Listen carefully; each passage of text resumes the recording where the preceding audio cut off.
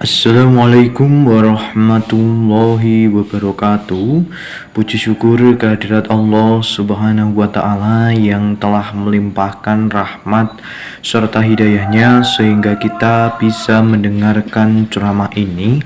Sholawat serta salam semoga selalu tercurahkan kepada junjungan kita Nabi Muhammad SAW beserta keluarga dan sahabat-sahabatnya yang kita nantikan syafaat beliau di yaumul qiyamah.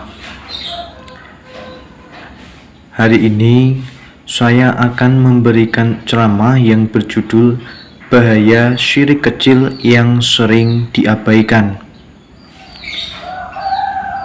Pada kesempatan ini, marilah kita merenungkan sejenak tentang salah satu ancaman tersembunyi yang sangat berbahaya bagi keimanan kita, namun seringkali dianggap remeh. Ancaman itu adalah syirik kecil atau syirik asghar. Rasulullah pernah bersabda, "Sesungguhnya yang paling aku takutkan atas kalian adalah syirik kecil." Para sahabat pun bertanya, "Apa itu syirik kecil, wahai Rasulullah?" Kemudian beliau menjawab, "Riya atau pamer dalam beramal." Hadis riwayat Ahmad. Syirik kecil merupakan perbuatan yang tidak mengeluarkan seseorang dari agama Islam, akan tetapi mengurangi kesempurnaan tauhid dan merupakan dosa yang sangat besar, bahkan lebih besar daripada dosa-dosa besar yang lain, di mana syirik kecil dianggap sebagai dosa, seringkali dianggap sebagai dosa yang kecil, akan tetapi syirik ini atau syirik kecil ini ternyata merupakan salah satu penyumbang dosa terbesar dalam hidup umat manusia. Ada berbagai contoh syirik kecil yang sering diabaikan. Beberapa poin akan saya jelaskan di sini. Poin yang pertama yaitu riya dan sum'ah atau pamer dan ingin didengar. Ketika kita melakukan ibadah seperti sholat, sedekah ataupun mengaji, namun di dalam hati kita ingin dipuji oleh manusia yang lain atau ingin didengar kebaikannya oleh orang lain, maka hal ini sudah termasuk ke dalam syirik kecil. Hal inilah yang sering dikhawatirkan oleh Rasulullah SAW, sehingga kita sebagai umat muslim tidak sadar bahwa kita sudah melakukan syirik tersebut. Sebagai umat muslim yang baik, ketika kita menjalankan ibadah, artinya kita berkomunikasi dengan Allah dan tidak untuk dipamerkan, apalagi seperti mencari perhatian orang lain. Hal ini jelas karena ibadah merupakan sebuah kewajiban dan juga sebuah kebutuhan bagi kita sebagai umat muslim untuk menjalankan perintah dari Allah serta menjauhi larangan-larangannya, termasuk menjauhi syirik kecil tersebut.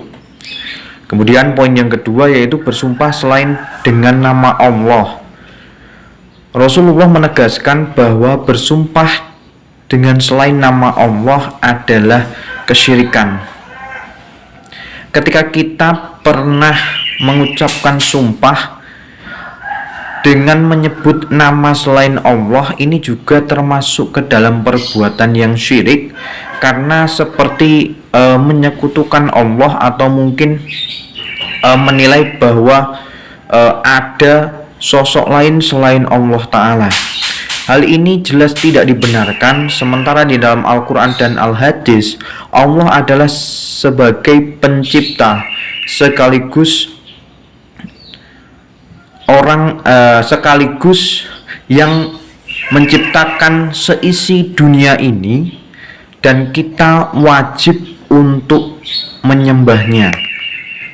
Ketika kita beribadah, ketika kita berdoa kepada Allah, maka sudah seharusnya kita juga menaati daripada perintah-perintahnya serta menjauhi segala larangannya. Rasulullah juga menekankan bahwa bersumpah selain dengan nama Allah ini adalah sebuah kesyirikan dan merupakan dosa yang besar. Kemudian poin yang ketiga, menggantungkan nasib pada benda. Nah, ini jelas termasuk perbuatan yang syirik, karena perbuatan ini yaitu jelas menyekutukan Allah. Misalnya kita percaya bahwa benda seperti cincin, benda seperti boneka ini bisa membawa sebuah keberuntungan, dan hal ini jelas akan menodai tauhid kita kepada Allah Subhanahu wa Ta'ala. Benda-benda semacam ini seringkali dikaitkan dengan hal-hal yang mistis dan mampu membawa sebuah keberuntungan atau bisa meningkatkan rezeki yang kita dapatkan. Padahal kenyataannya semua ini bukan karena benda tersebut, melainkan karena Allah menitipkan rezeki kepada kita, dan kita harus bisa memberikan keberkahan atas rezeki yang dititipkan dari Allah Subhanahu wa Ta'ala. Kemudian dari benda-benda tersebut juga kita jangan mengkultuskan. Mengkultuskan ini artinya menganggap benda itu seperti dewa. Nah, kita sebagai umat muslim yang baik harus menjauhi hal-hal tersebut agar tidak melemahkan iman kita kepada Allah Subhanahu wa Ta'ala. Ada berbagai bahaya daripada syirik kecil, yaitu yang pertama, menghapus pahala amal. Nah, ini jelas pahala amal yang sudah kita kumpulkan secara bersungguh-sungguh ini bisa terhapuskan karena ada syirik kecil yang masih tertanam dalam diri manusia. Seperti contoh tadi, ketika kita beribadah, kita niatnya pamer, ingin mencari perhatian orang lain agar kita dipandang, oh, orang ini rajin ibadah, orang ini rajin bersedekah, dan lain-lain. Hal ini jelas tidak dibenarkan dalam Islam. Kemudian poin yang kedua, yaitu awal dari syirik yang besar. Syirik kecil apabila dibiarkan terus-menerus tanpa adanya taubat, maka bisa menyeret manusia atau umat muslim ke dalam syirik besar yang justru malah akan menghancurkan dirinya sendiri. Dan yang ketiga, jelas akan mengurangi kadar iman seseorang.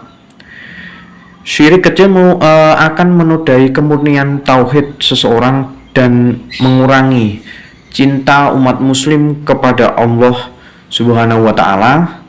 Dan jelas pada akhirnya nanti setelah imannya berkurang secara drastis, malah mendewakan benda-benda mati yang tidak jelas ujung pangkalnya ke arah mana.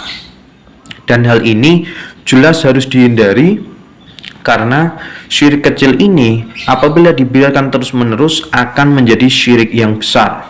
Ada beberapa cara untuk menghindari daripada syirik kecil tersebut. Yang pertama, ikhlas dalam beramal. Tingkatkanlah rasa ikhlas dalam beramal tanpa adanya niat pamer maupun ingin dilihat oleh orang lain. Hal ini jelas akan meningkatkan pahala yang kita dapatkan, karena ketika kita beramal, sekecil apapun amalan yang kita lakukan akan dinilai baik oleh Allah Ta'ala. Dan yang kedua, meningkatkan ilmu tauhid dengan cara mempelajari ilmu agama. Dan kita juga harus tahu mana perbuatan yang baik mana perbuatan yang buruk dan tidak disukai oleh Allah Subhanahu wa Ta'ala. Kemudian poin yang ketiga yaitu berdoa memohon perlindungan.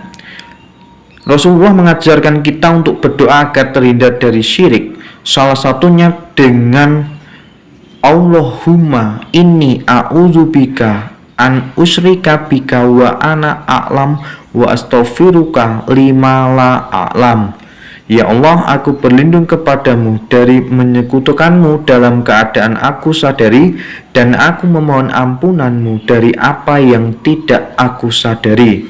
Jelas doa ini selain untuk memohon perlindungan, juga untuk memohon agar kita dijauhi dari perbuatan syirik, baik syirik besar maupun syirik kecil.